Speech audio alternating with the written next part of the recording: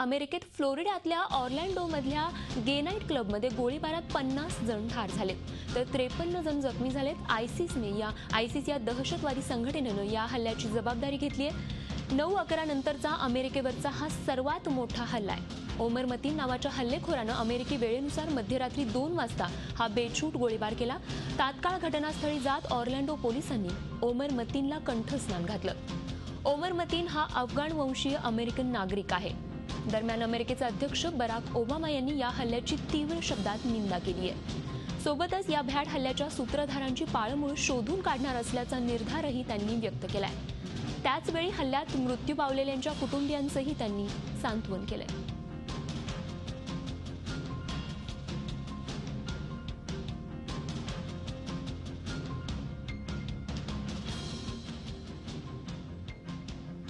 Orlando, who have endured a terrible attack on their city. Although it's still early in the investigation, we know enough to say that this was an act of terror and an act of hate. The FBI is appropriately investigating this as an act of terrorism, and I've directed that we must spare no effort to determine what, if any, inspiration or association this killer may have had with terrorist groups. What is clear is that he was a person filled with hatred. Over the coming days, we will uncover why and how this happened, and we will go wherever the facts lead us.